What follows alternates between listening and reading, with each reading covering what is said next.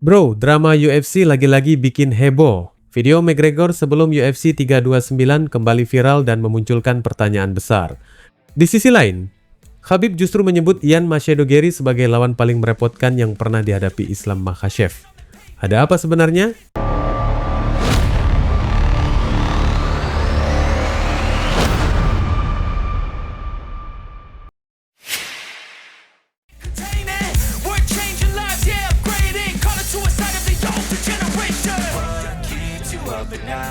Makin kemari kok makin banyak teka-teki ya? Pertarungan comeback McGregor di UFC 329 yang sudah ditunggu bertahun-tahun ternyata cuma bertahan 1 menit 9 detik sebelum berakhir dengan cedera serius di kaki kanannya. Tapi yang bikin heboh, beberapa hari setelah pertarungan selesai, tiba-tiba muncul lagi sebuah video lama yang langsung bikin dunia MMA ramai. Dalam video itu, McGregor terlihat datang ke sebuah klinik bernama Newport Pain Management di Newport Beach, California. Yang bikin publik langsung curiga bukan cuma karena dia datang ke klinik manajemen nyeri, tapi juga karena waktu kunjungannya itu tuh. Menurut berbagai laporan, video tersebut direkam sekitar 4 hari sebelum UFC 329 digelar. Kalau diperhatikan baik-baik, beberapa netizen bahkan menilai langkah McGregor terlihat agak berbeda. Ada yang bilang ia tampak sedikit pincang sambil memegangi kaki kanannya ketika berjalan menuju pintu masuk klinik. Nah, disinilah semuanya mulai menarik. Soalnya, beberapa hari kemudian, saat menghadapi Max Holloway, justru kaki kanan itulah yang mengalami cedera serius hingga pertandingan harus dihentikan. Sulit rasanya mengabaikan hubungan antara dua kejadian ini, meskipun sampai sekarang belum ada bukti bahwa keduanya memang saling berkaitan. Pertanyaannya sekarang, sebenarnya apa yang dilakukan McGregor di klinik itu? Sampai hari ini, Conor maupun timnya sama sekali belum memberikan penjelasan resmi mengenai alasan kunjungan tersebut. Yang diketahui publik hanyalah klinik itu memang menyediakan berbagai layanan penanganan nyeri, mulai dari terapi cedera ringan sampai masalah fisik yang lebih serius.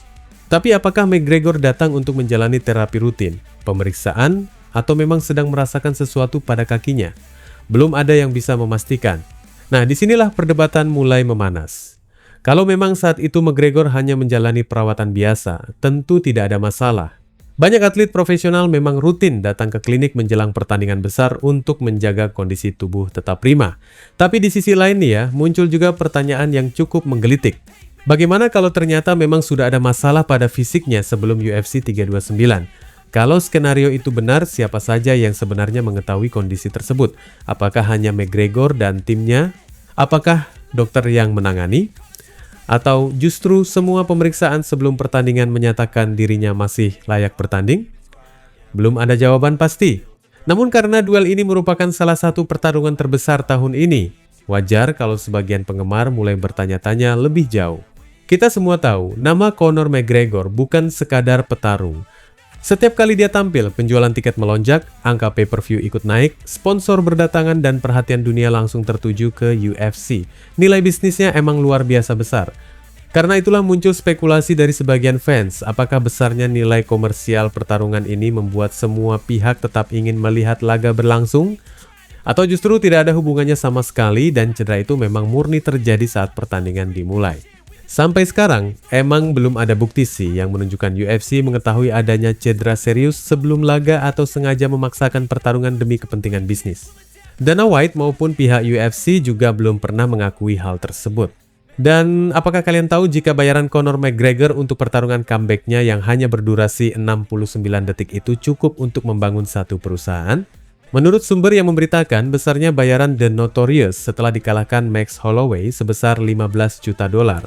Nilai ini setara dengan 271,2 miliar rupiah. Dan besarnya bayaran ini juga masih tergantung pada pembagian pay-per-view, yang memungkinkan bisa saja bayaran yang diterima McGregor melebihi bayaran dasar 15 juta dolar tersebut. Dari besarnya biaya bayarannya ini bukan nggak mungkin loh UFC harus menggelar pertarungan itu meskipun ada sedikit kendala kesehatan. Namun ini hanya sebatas asumsi loh, jikapun benar adanya, kita juga mesti maklum dong, UFC itu kan emang event olahraga bisnis, bener gak?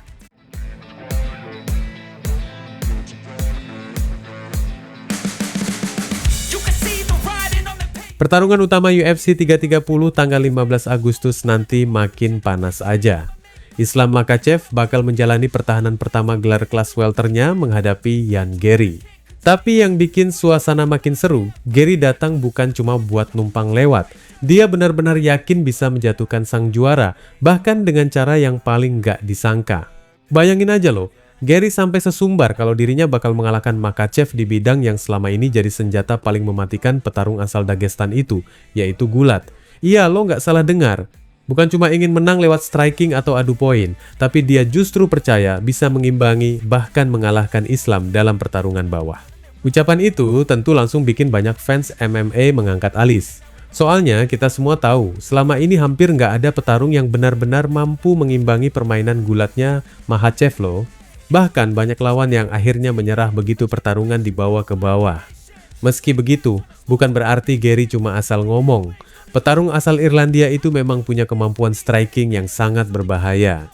Pergerakannya lincah, jangkauannya panjang, tendangannya cepat, dan dia termasuk tipe petarung yang sangat nyaman menjaga jarak sambil terus mengumpulkan poin.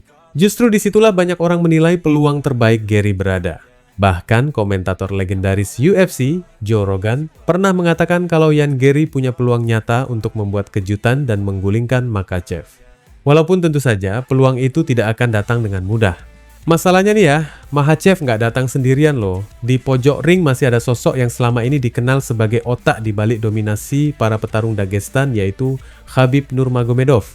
Mantan juara tak terkalahkan itu sudah berkali-kali membuktikan dirinya bukan cuma petarung hebat, tapi juga pelatih yang luar biasa dalam menyusun strategi menghadapi berbagai tipe lawan. Menjelang UFC 330, Khabib bahkan sudah membocorkan sedikit gambaran bagaimana mereka melihat Ian Gary.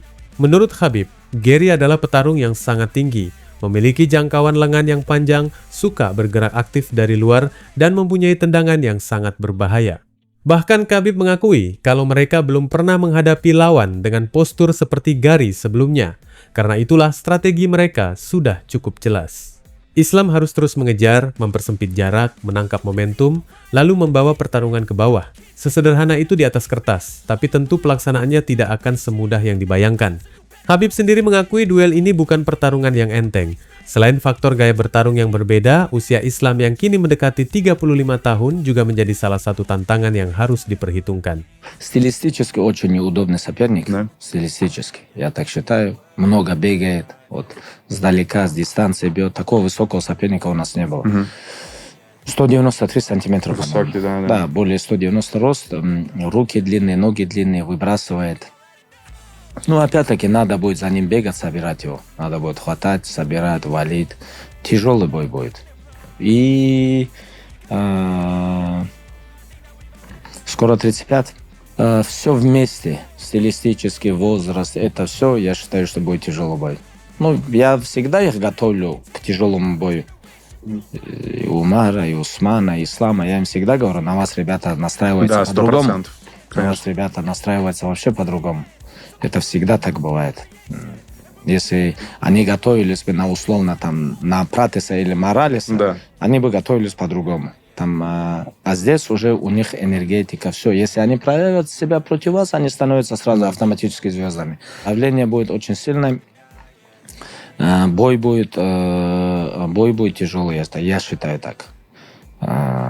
Ну, имеется в виду, если serazu finishировать, да? Jawabannya akan kita saksikan sendiri pada 15 Agustus nanti di UFC 330. Satu yang pasti, pertarungan ini bukan cuma soal perebutan sabuk juara, tapi juga pembuktian apakah kepercayaan diri Ian Gary emang sebanding dengan kemampuan yang dimilikinya. Wassalamualaikum warahmatullahi wabarakatuh.